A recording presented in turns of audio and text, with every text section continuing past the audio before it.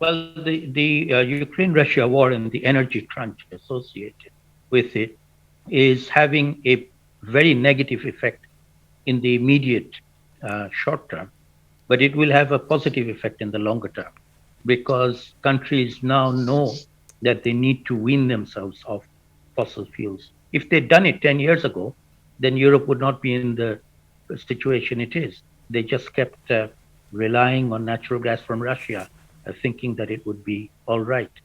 Whereas if Germany had invested in renewable energy to a much larger extent, then this effect wouldn't have happened. And Mm. really, the solution is a rapid transition from fossil to renewable energy, which is now feasible, can be done. And in fact, it's actually cheaper. And I guess the conflict in Ukraine has shown it's not directly a climate related conflict, but it's had an impact there. But as we see the impact of climate change increasing, I guess there is a danger we're going to have more climate change related conflicts over resources or just the sheer scale of people fleeing areas under drought.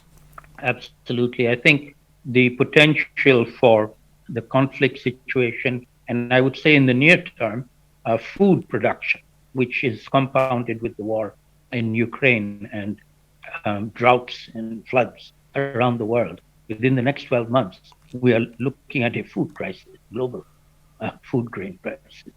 And so things are only going to get worse.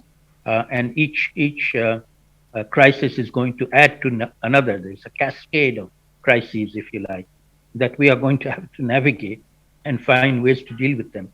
Which is why the point I'm making is that we need to treat this as a global emergency and not just a national issue for each country to deal with on its own. It's gone beyond that.